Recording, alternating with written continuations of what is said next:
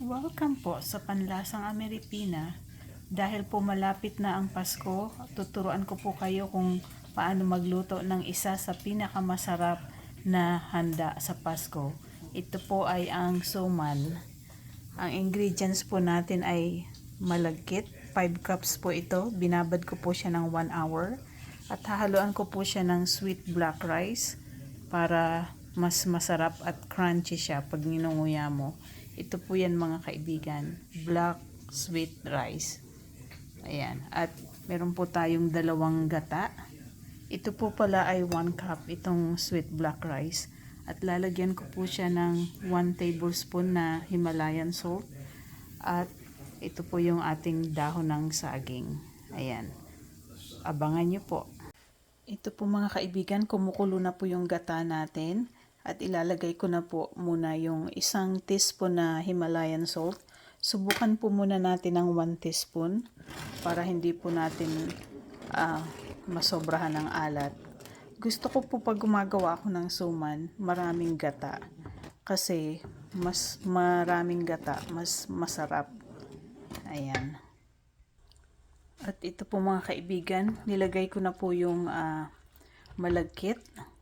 At ihuhuli ko pong ilagay yung black na sweet rice, yung black na malagkit.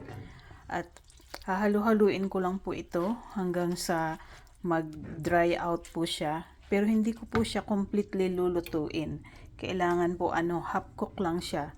Kasi i-steam pa naman natin siya eh. Pag after po nating mabalot siya sa dahon ng saging, i-steam pa po natin siya ng 1 oras. Kaya hintayin lang po natin na ma-absorb niya yung gata na mag-dry siya.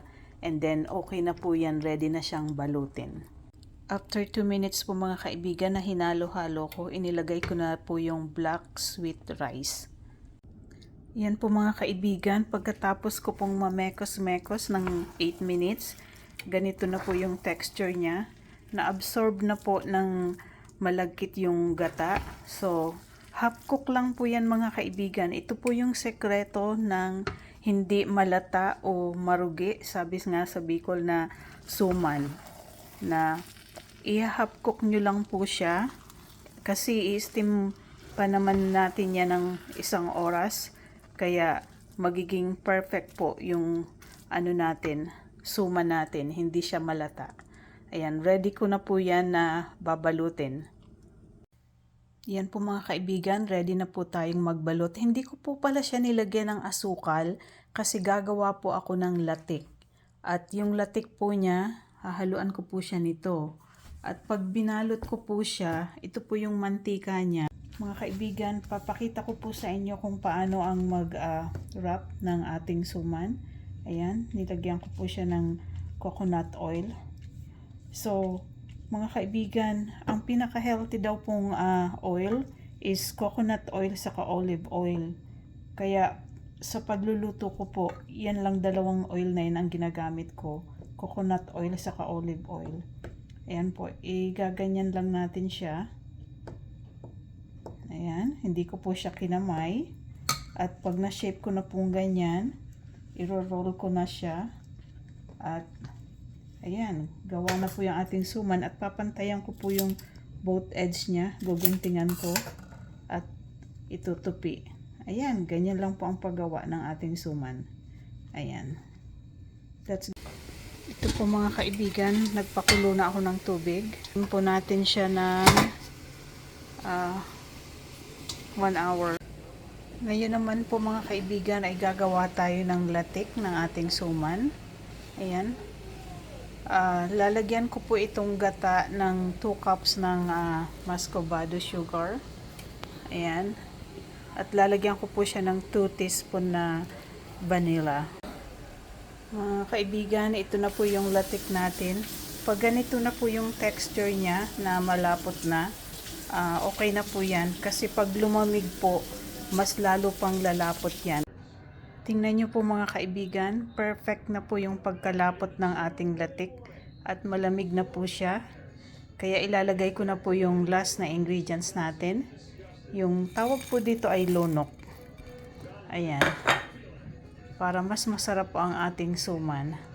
Mekos-mekos lang po natin yan at luto na po yung suman natin at titikman ko na po siya. Mga kaibigan, ito na po yung ating finished product ng ating suman sa latik at titikman ko na po siya.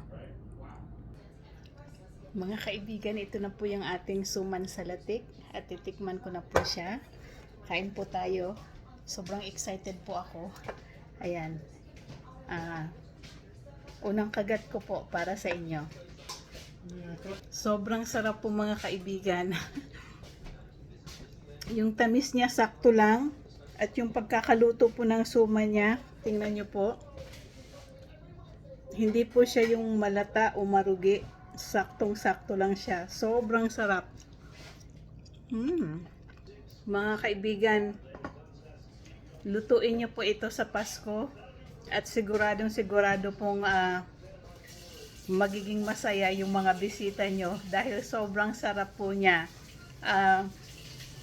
Perfect po ito kahit sa anumang handaan. At maraming salamat po sa mga followers ko na patuloy nagko-comment, nanonood at nagla-likes ng mga videos at reels ko. Sobrang na-appreciate ko po kayo mga kaibigan. Maraming salamat po. Abangan nyo po ang muling paglipad ni Darna. Bye-bye po!